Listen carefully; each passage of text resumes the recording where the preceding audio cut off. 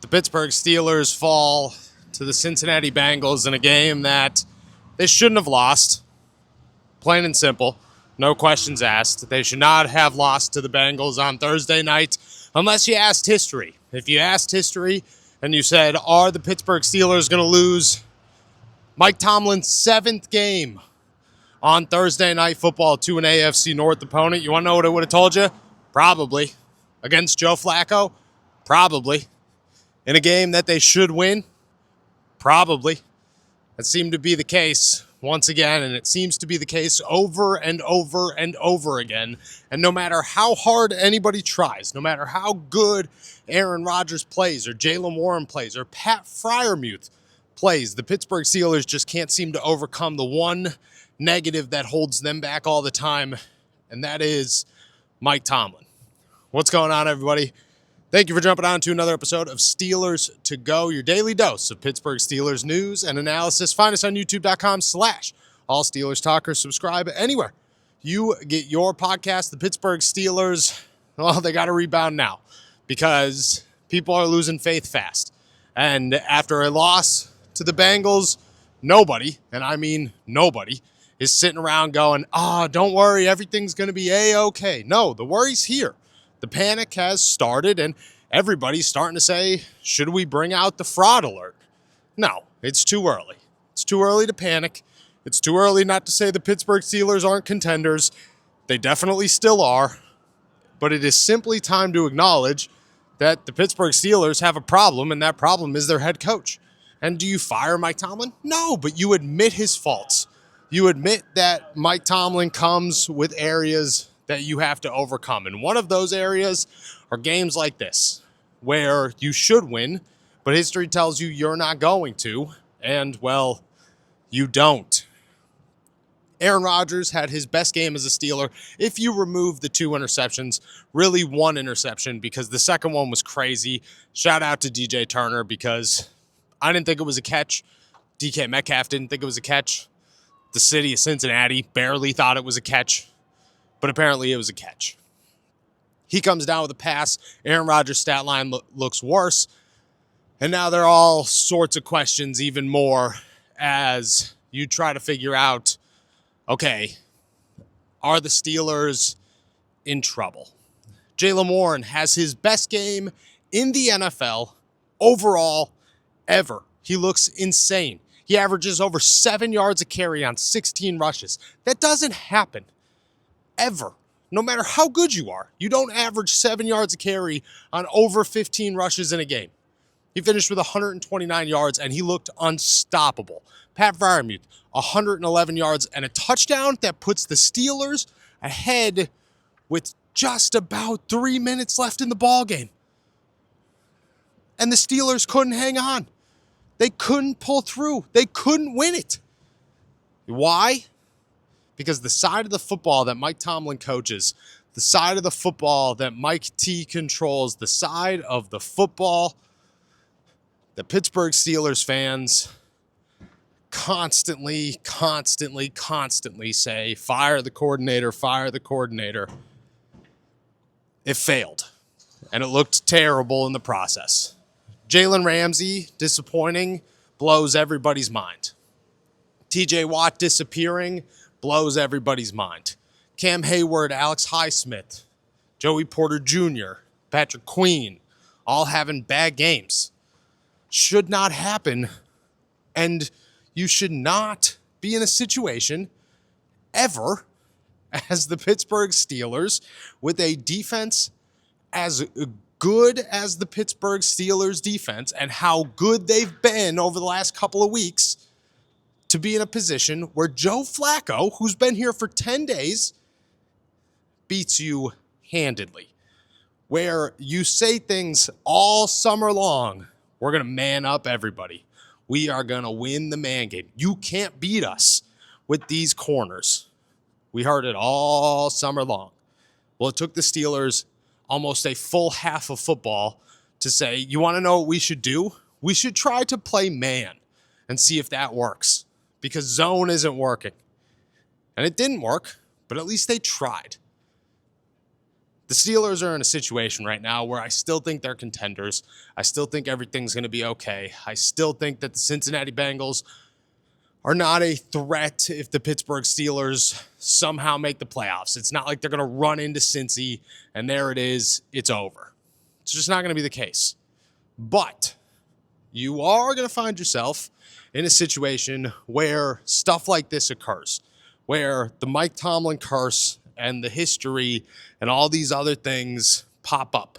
And you're questioning, is it going to happen again? Is Mike Tomlin going to pull through on the nonsense that he carries with him time and time again, once again?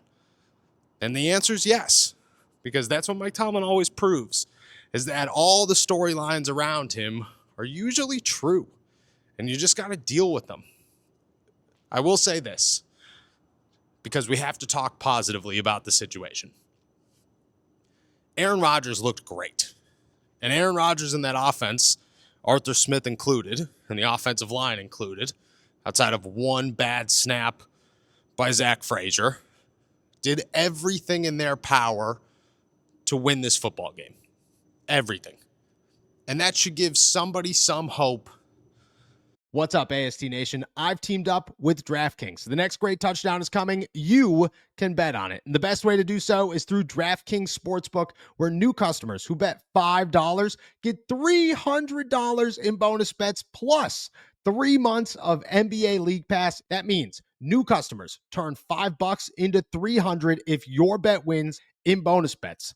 The crown is yours. Love the thrill of live betting? DraftKings has got you covered. Bet live on in-progress games right as they happen. Then use your bonus bets to stay in on the action and bet DraftKings same-game parlays for a shot at an even bigger payout. And don't worry, if sports betting is not yet available in your state, you're fine. You can still join in on all of the fun with DraftKings daily fantasy sports and have the shot to win cash prizes. New customers who bet $5 get $300 in bonus bets and 3 months of NBA League Pass if your bet wins. Sign up using my promo code ALLSTEELERS and get in on the action. Only at DraftKings Sportsbook. That the Steelers have something fighting against the Mike Tomlin curse and the Mike Tomlin nonsense. And that something is a Hall of Famer, one of the greatest quarterbacks of all time, a running back that is working diligently to become a star in this league, and an offensive coordinator that I think is finding his rhythm. And that gives you some hope. That gives you hope that at least the Steelers, as crazy as this sounds, are fighting against themselves and may have a shot to win. Maybe. They just got to hope that they don't play a bad team in the playoffs, or that they don't play a great team in the playoffs that history tells you they're going to lose, because they're going to lose. It's just what they do. Mike Tomlin can't beat history. It's crazy, but he just can't do it. He's got his ways. He's stuck in them, and 19 seasons in, you kind of see what's coming. And no matter how many times you try to say, maybe this time will be different, and you come up with excuses, myself included, I was the worst of the worst this week. I'll be the first one to admit I was the worst of the worst this week. I said a million times that this is going to end the trap game conversation, that this is going to be a blowout. And I don't think I jinxed anything. I think the Steelers were losing this game whether I said it or not. But no matter how many times you try to convince yourself otherwise, you have to come to the realization that you're wrong. Because in your heart of hearts, you understand what you're up against and what the Steelers are up against. You just have to hope that Aaron Rodgers and company are good enough. You got to hope that what they're doing can be strong enough. You got to hope that Aaron gets pissed off enough to figure a lot of it out. That's what you have to hope. And I mean, Aaron's done some crazy things in his NFL career, so it's hard to believe that he's not going to do anything good and figure this out at any point.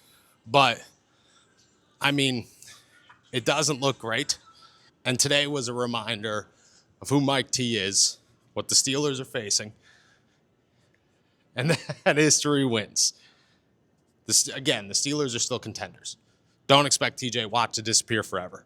Don't expect Jalen Ramsey to be pissed. Jalen Ramsey said after the game many times, I'm the first one that's got to fix things. I'm number one. It starts with me. I have to be better. Okay, there's a few people on this defense that I agree with when they say that. There are a few people on this defense that I believe when they say that.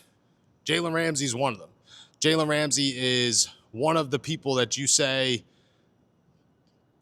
if Jalen says, I got to be the first one to fix it, I got to trust that he's going to go out there and be one of the first ones to fix it, that he's going to put everything he's got out there to figure this thing out. TJ is going to be another one. TJ admitted he's got to play better. And then you got Aaron Rodgers fighting for you and hoping and praying that he can be enough. Look, the Steelers aren't going to play the Bengals in the playoffs. I'll repeat myself for the 10th time. But they are going to play good teams. And you just got to hope that somewhere around week 18 or the wild card round or the divisional round, the Steelers don't find themselves playing a team that history tells you they're going to lose to. Because Mike Tomlin's going to lose to them, no matter how hard Aaron Rodgers tries. Thank you guys so much for jumping on to another episode of Steelers to Go, your daily dose of Pittsburgh Steelers news and analysis. Find us on youtube.com/allsteelerstalk or check us out anywhere you get your podcasts. As always, please hit the like on this video. Can't thank you guys enough for that. And I will catch you guys later for the flagship show. Until then, enjoy another beautiful day in the Berg. Peace.